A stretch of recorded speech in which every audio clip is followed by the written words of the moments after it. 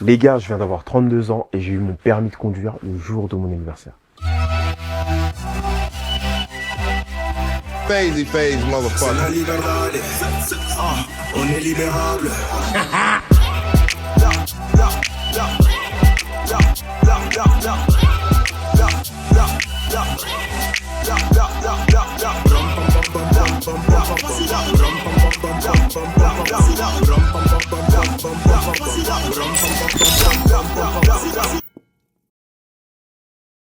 Il y en a beaucoup qui vont dire, ouais, mais c'est tard. Il y en a d'autres qui vont sans doute se dire, bah, joyeux anniversaire, c'est un joli cadeau. Mais beaucoup d'entre vous ne connaissent pas toute l'histoire qu'il y a derrière le permis de conduire. En tout cas, mon permis de conduire. Pour faire très simple, j'ai été présenté au permis de conduire 6 fois. Mais j'ai pu le passer que 5 fois. C'est une folie. Pour ceux qui ne le savent pas, j'ai grandi à Sarcelles. Et Sarcelles, c'est une ville très bien desservie. Ce qui fait que le fait d'avoir une voiture, le fait même d'avoir le permis de conduire, c'est quelque chose sur lequel je me suis concentré très tard dans ma vie. Pendant que tous mes potes étaient pressés d'avoir une voiture, pressés de pouvoir conduire partout, moi ce que je voulais c'était un ordinateur et une caméra. Et c'est là où j'ai investi mes premiers sous. Sauf qu'au bout d'un moment, à transporter du matériel, se déplacer un peu partout pour faire des prestations, ça devenait de plus en plus fastidieux et très compliqué. Donc, en 2022, qui est déjà tard, je le reconnais, je me suis mis sérieusement à me concentrer sur le permis de conduire. J'ai eu mon code du premier coup, du coup en 2022, et c'est là où c'est devenu un peu compliqué. Quand j'ai commencé la conduite, comme beaucoup d'entre vous, je pensais que j'étais capable de conduire assez rapidement. Mais il s'est révélé que la conduite est bien plus complexe, et surtout était bien plus complexe pour moi que je ne le pensais. La première fois que j'ai été présenté au permis de conduire, j'étais littéralement pas prêt. Mais vraiment, j'avais encore des lacunes, je prenais mal les infos. Et ce jour-là, on s'est rendu compte que ma première auto-école, elle s'était trompée lors de mon inscription. Je suis avec mon numéro NEPH et ils avaient oublié mon deuxième prénom.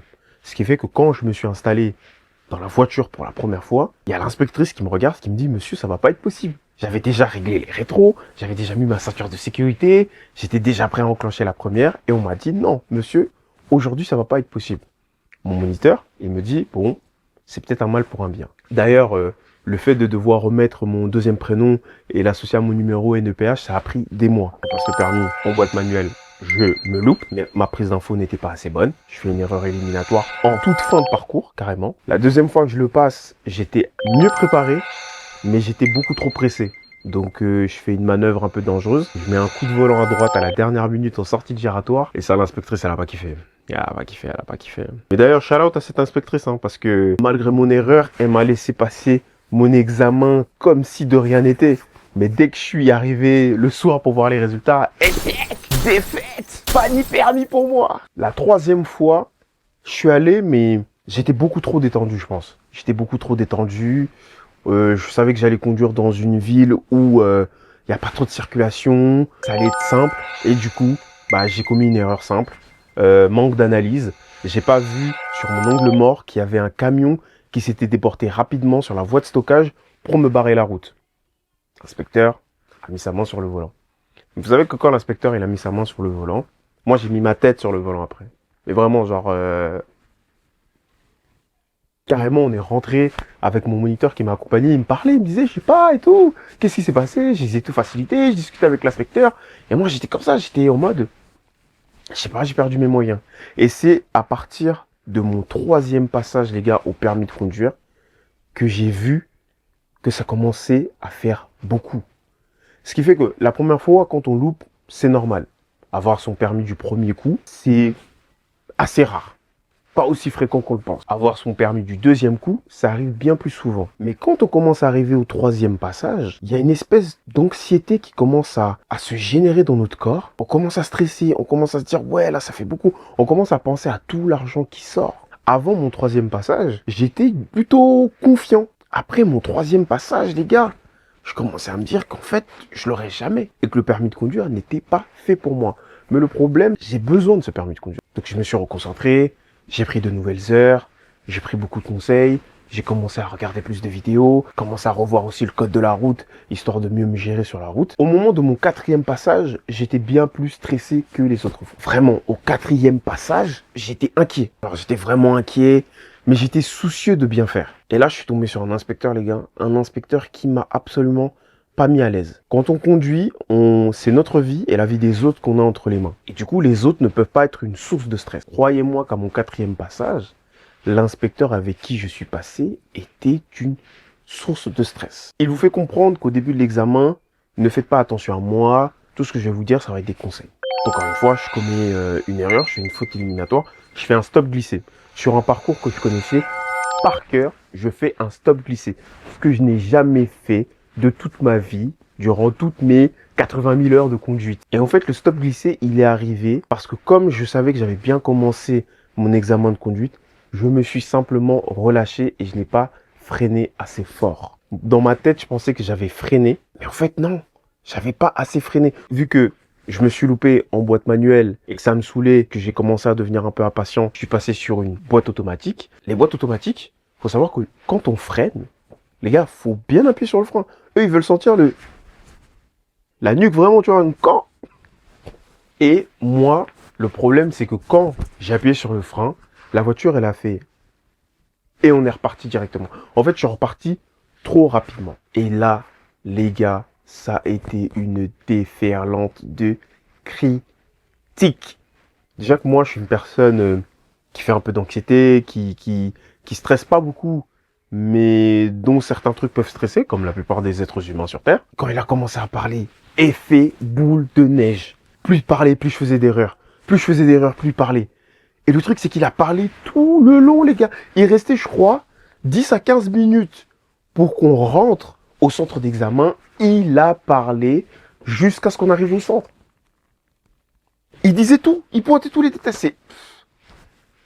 Là, j'ai pété un câble. J'ai appelé mes potes, je leur ai dit, les gars, je vais rouler son permis. Je vais acheter une voiture. Moi, je dis la vérité. J'ai dit, je vais acheter une voiture. J'ai dit, ça y est, ça va 2 minutes. Là, il me faut une voiture. Là, il me faut une gauve, il me faut un truc, il me faut quelque chose. Mes potes, ils m'ont raisonné. Ils m'ont même dit, prends une voiture sans permis. J'ai commencé à regarder le prix des voitures sans permis. J'ai vu que ça coûtait le prix des voitures avec permis. Ça m'a énervé. Donc, j'ai commencé à travailler un peu plus sur moi-même.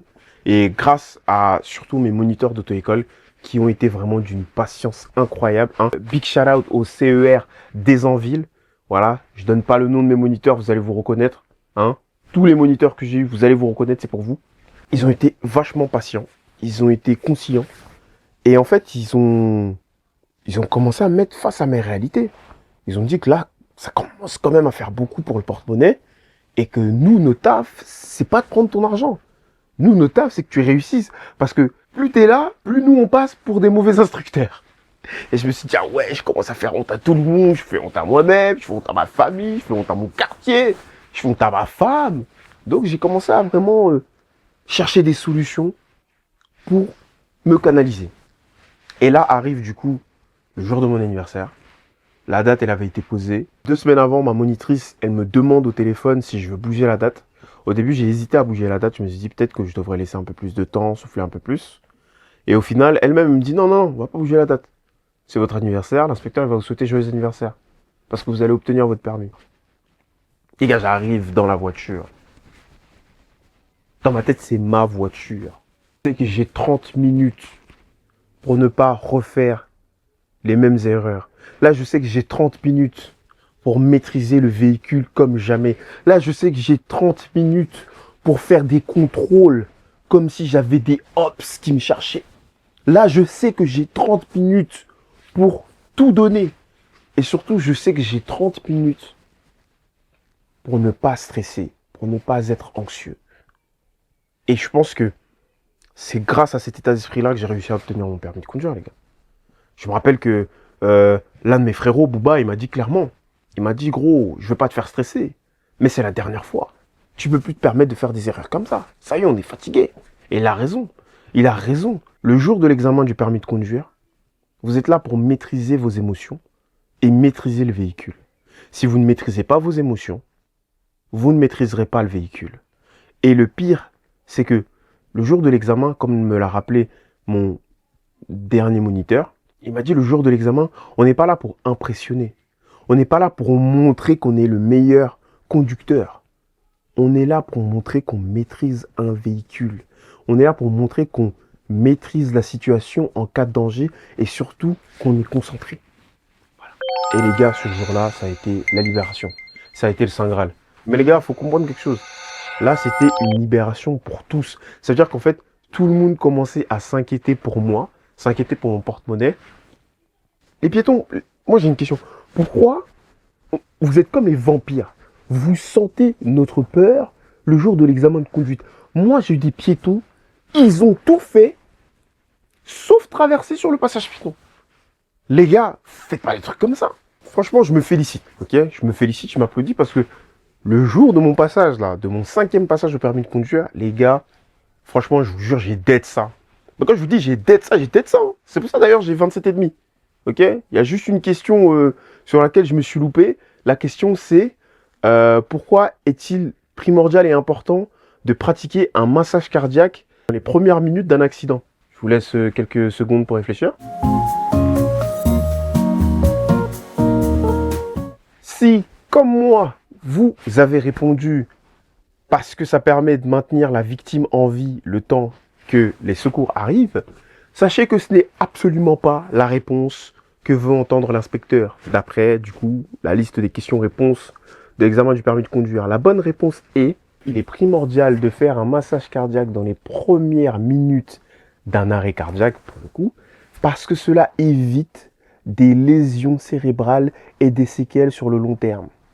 Je vous assure que à ce moment-là, je me suis demandé si j'étais en 2e année de médecine ou je passais juste mon permis. J'ai carrément dit à mon petit frère que si là, il me donne pas le permis de conduire après avoir conduit comme ça, c'est KO pour moi. C'était quoi la prochaine étape? Le seul moyen d'obtenir le permis qui allait me permettre de circuler, ça allait être de me transformer moi-même en voiture. Comme dans le clip là de Chris Brown. Et là, ça y est, c'est fini. Mais par contre, je dois vous dire la vérité, hein, je suis toujours traumatisé. J'ai encore des PTSD.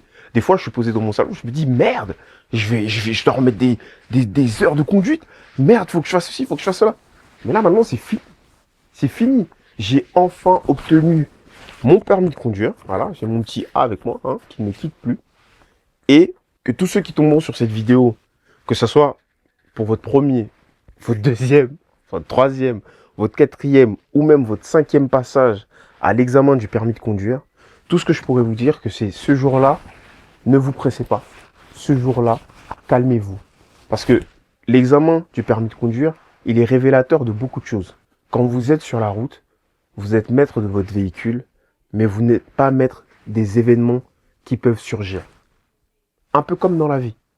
Soyez patient, soyez indulgent avec vous-même et surtout, faites comme on vous a appris. Si vous êtes dans une très bonne auto-école, vous allez forcément réussir. Et dans tous les cas, peu importe l'âge auquel vous allez passer votre permis de conduire, peu importe même l'âge auquel vous allez passer, je sais pas moi, des concours pour une grande école, des entretiens pour vos tafs de rêve, peu importe même le jour où vous allez voyager, faire votre voyage de rêve, dites-vous que si ça arrive à ce moment-là, c'est que ça doit arriver à ce moment-là. Si ce n'est pas arrivé avant, c'est parce qu'avant vous n'étiez...